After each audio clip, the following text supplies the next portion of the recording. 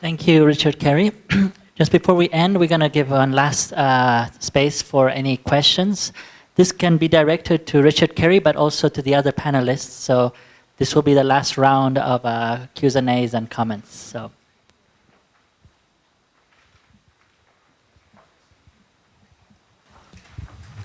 My name is Nigel Martin from the Forum for Democratic Global Governance. Question to Mr. Carey.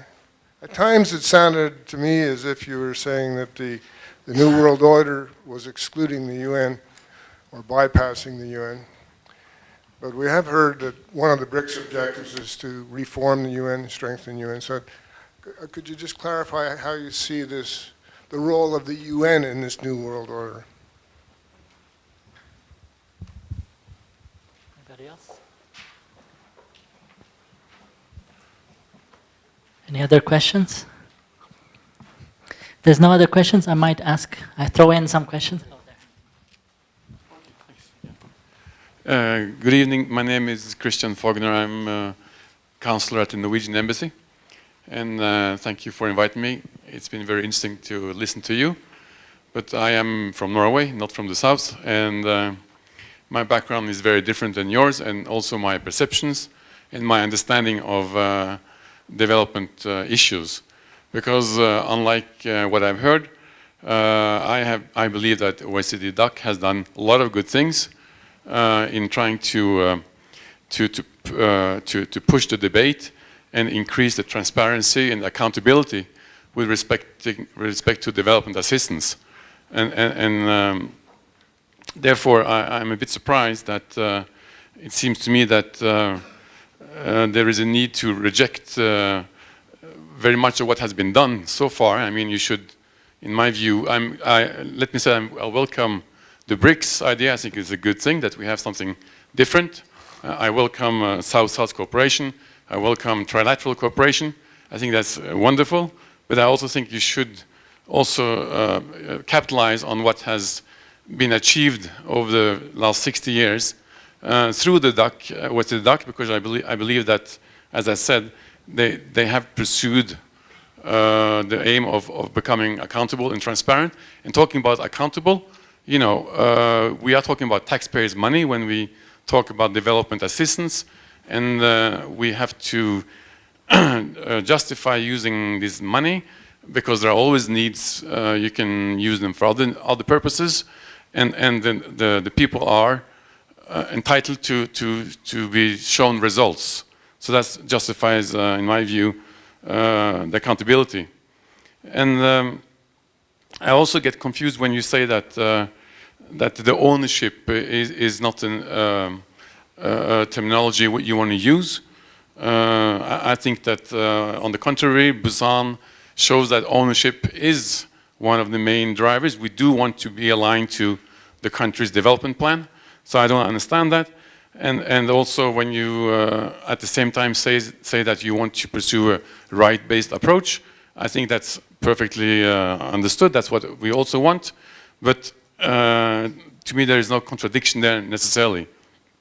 I do agree, by the way, with the speaker who said that civil society is somebody who or is something which needs to be developed, because they are, in my view, the ones who can hold the government accountable at the end of the day. So I definitely agree that that should be something which we should pursue, because at the end of the day, civil society will also maybe help in increase the distribution of wealth in all countries, and also empower the people.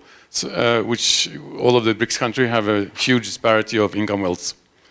And I don't understand this non-interference approach either. I believe dialogue is critical, and the absence of dialogue is something which I cannot understand. But this, of course, is presumably because I'm have different perception and different background. So you'll have to excuse me for that. But I would like to end on a positive note. I'm very happy that, as I said, that the BRICS is now being created. We do need a different force to the existing multilateral system, which has been too long dominated by the West. Yes, thank you. And also China is very good in the sense that they come with the money, because money talks. I'm very happy about that, but I do believe that we should also look at human capital, as was mentioned. Okay. In answering the question, I'll just throw in a few questions also. I think it would be good to know, like, we've talked a lot about the BRICS, but there's obviously other big southern providers like Turkey, Indonesia, Argentina, Arab states that we are forgetting, and how do they come into all of this? And if the OECD DAC is not a space, or Busan even global partnership, is not the space that the BRICS countries feel comfortable to discuss development cooperation framework, then what could be the potential forum to do this? So is it IPSA, is it BRICS, is it the UN, is it the G20 development group? And finally, what's the role of the regional organizations in all of this process, like the African Union, for example? So in answering, I'll first give Richard Carey, and then if any of the other panelists wants to add anything, they're most welcome. Right, thank you, Nessim. Is that? It's on, okay, yeah. Well, the role of the UN and the reform of the UN, very complex question, as the unresolved negotiations over membership, over the expansion of the Security Council, for example, indicate. And there, it's not an OECD BRICS opposition at all. This is something where all countries have their interests and their degree of flexibility, but it's not there in terms of reforming the Security Council.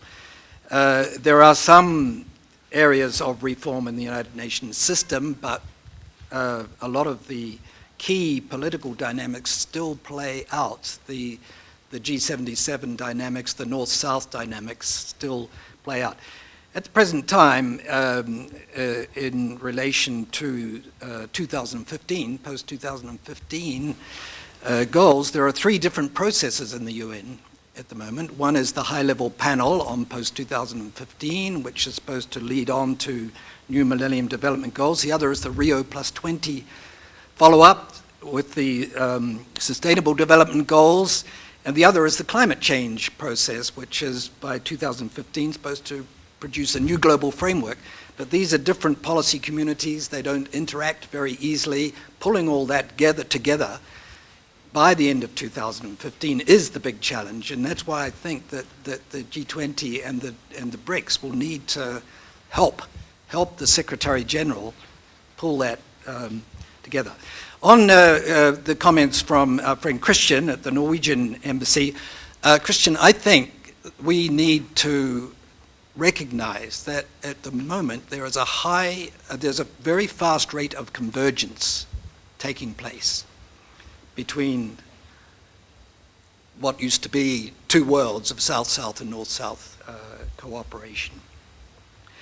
And so we see, for example, in the case of China and non-interference, the reality is that China is deeply involved in, for example, Sudan.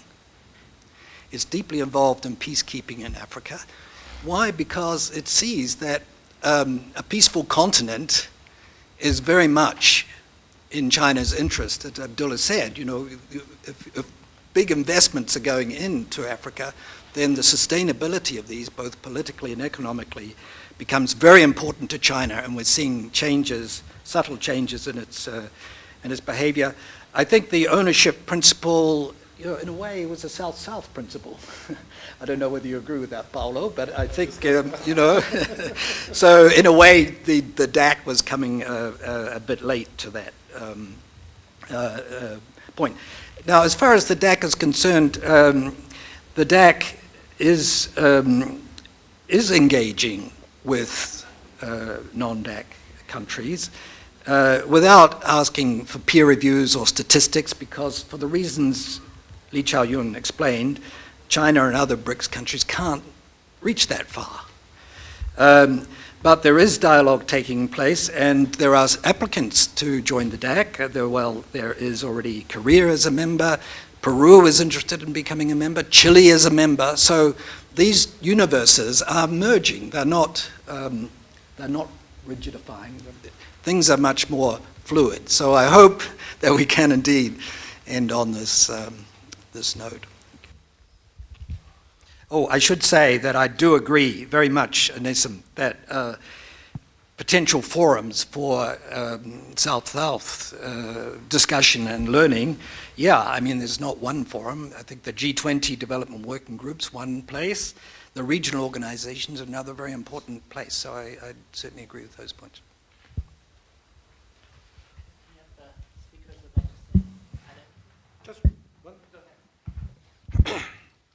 Just about the two questions.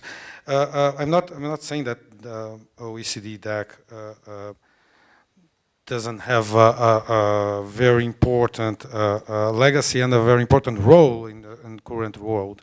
I completely agree with that. I start my presentation saying that South-South cooperation and BRICS cooperation occupy a small part of this development cooperation field. So it is important. It has a very important role regarding the Brazilian case, for instance. It has a very important role since it puts to us, it poses to us, it offers to us a different, a model, established model, in front of which we can be compared. And also, we can be modified. In terms of transparency and accountability, I completely agree with you. I do want to have Brazil following these steps. The only thing I think is that ownership, and I will be rough now, ownership is the replacement of the colonial arrangement. Ownership, and I was at the other side of the table, and I have to tell you, ownership as a public servant in Brazil who dealt with development cooperation for 2 or 3 years meant to me that I had to hire a consultant coming from a northern country in order to allow him to design a development project for my state, and and I wish I should ask my governor to sign it as it was from my state. It was owned by my state. This is not ownership, for Christ's sake. This is a way to foster either business or a political project. And what ownership hides, in my opinion, is a puzzle. It's a puzzle that BRICS countries will start to leave now, because it's a puzzle of asymmetry. We are dealing here, the main promise of South-South cooperation is on horizontality. I don't believe that. There is one side that has money, and there is the other side who needs money. That's not symmetrical. That's not horizontal. It's vertical.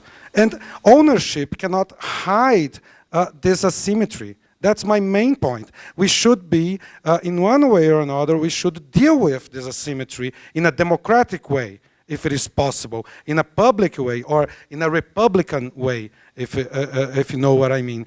We have to control, we have to deal, but we cannot hide. There is one African country, I'm not saying, I will don't reveal the case here, but I had a case study. I made a case study with this particular case, and the National Development Strategy has not only the same text as the World Bank, but also the same photographer. Even the pictures, they came from the same source. So we are not talking about ownership. We are talking about foster a particular development project. We can do that. That's no problem. That's not a problem for me. The only thing is that we have to control those things publicly, either from the donor side, both from the donor side, but also from the recipient side. That's why for me, we should come with a rights-based approach in which the first question that we should ask is that we are fostering the right that people have to have rights to enjoy rights, which is the most fundamental Republican perspective, not Republican in the United States sense, for Christ's sake. But the first public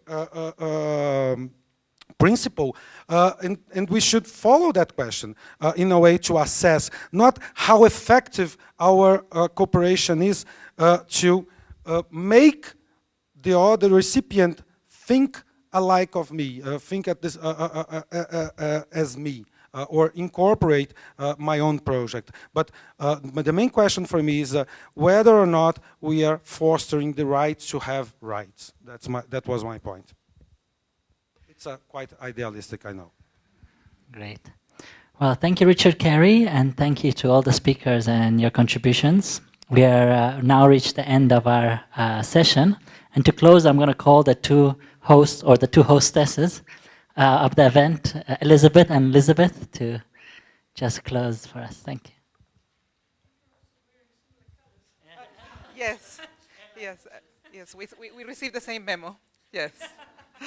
Thank you very much to SAIIA for hosting us here, being our co-hosts, our partners in this event.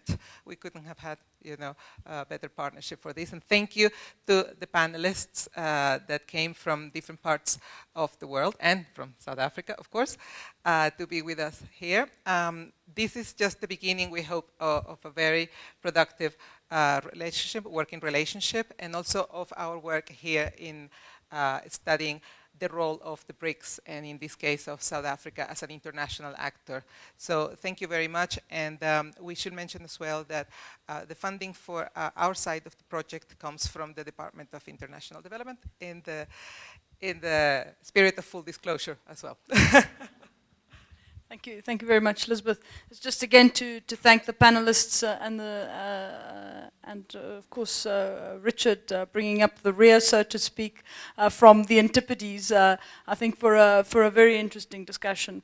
Clearly, the new world order is emerging, but I think some of the new concepts still need to be further developed and to in some cases be further shaped.